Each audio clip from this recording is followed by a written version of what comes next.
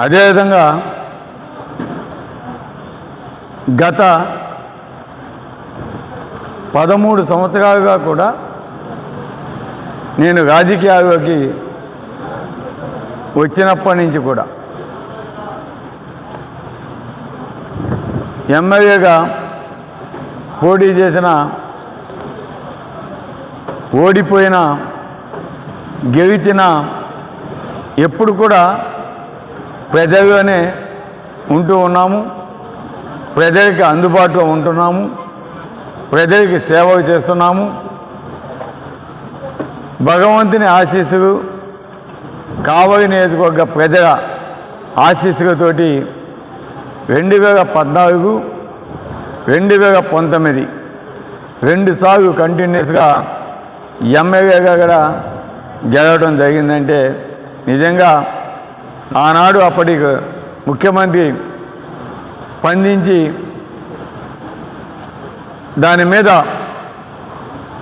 చిట్టచివరకు ఎన్నికలు వస్తున్నాయని ప్రజలని మోసం చేసేదానికి ఫౌండేషన్ స్టోను చంద్రబాబు నాయుడు గారు వేయటం జరిగింది తప్ప చిత్తశుద్ధితో రామాయపట్నం పోర్ట్ అనేది కంప్లీట్ చేద్దామని ఆయన మనసులో లేదు.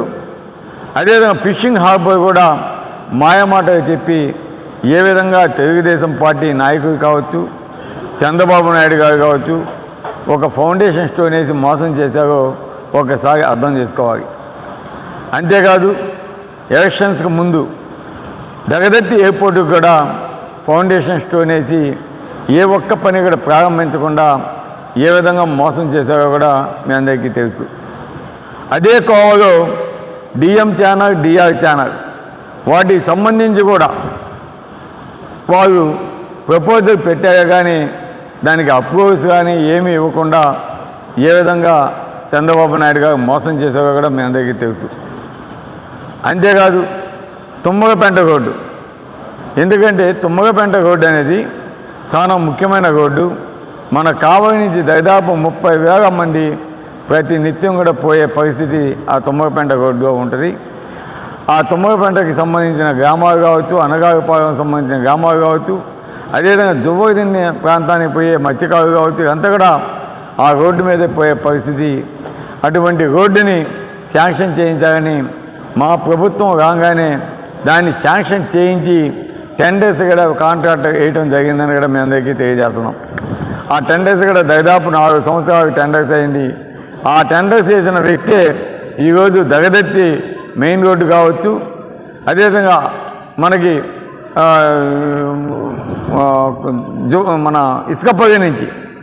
ఇసుకపల్లి నుంచి నెల్లూరు పోయే రోడ్డు కావచ్చు, అరువు మీదుగా నెల్లూరు పోయే రోడ్డు కావచ్చు, అదేవిధంగా తుమ్మలపెంట రోడ్డు కావచ్చు, ఇవన్నీ కూడా ఒకే కాంట్రాక్టు తీసుకోవడం జరిగింది. ఇకపోతే మన కావలి పట్టణంలో ముఖ్యంగా నేను ఏ విధంగా రాజకీయాగా వచ్చాను, ఏ విధంగా రాజకీయాగా ఉంటున్నాను, ఏ విధంగా ప్రజలకి సేవ చేస్తున్నాను, ఇవన్నీ కూడా ప్రతి ఒక్కరికి తెలుసు.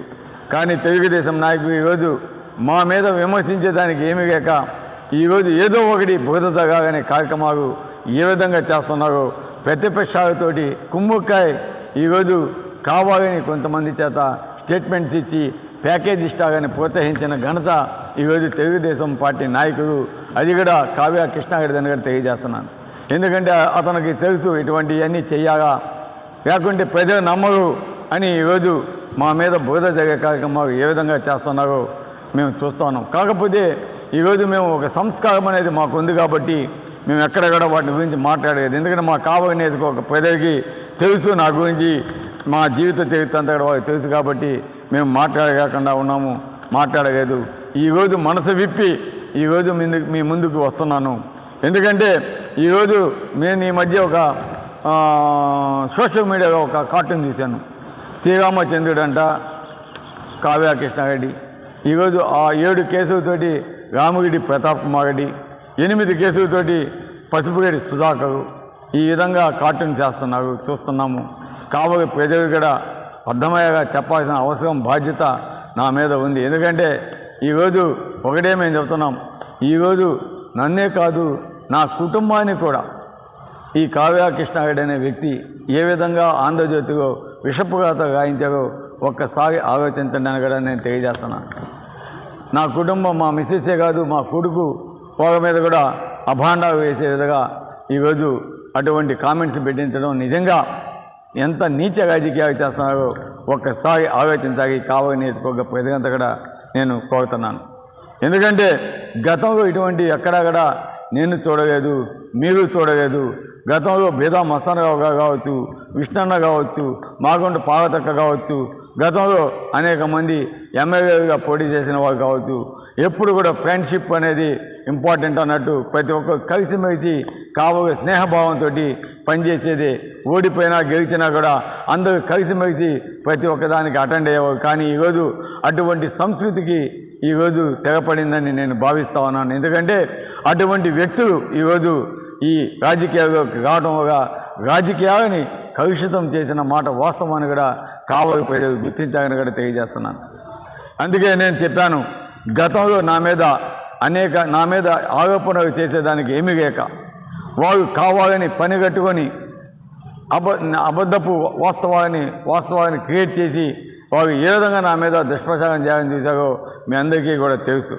ఎందుకంటే ఈరోజు మేము వ్యాపారాలు వదులుకొని ఈరోజు ప్రజలతో గత 2009 నుంచి ఇప్పటిదాకా మేము ప్రజలతో ఉన్నాం. ఈరోజు అది కావలి నియోజకవర్గ ప్రజలందరికీ కూడా తెలుసు ఎవరు ఎటువంటి వ్యక్తి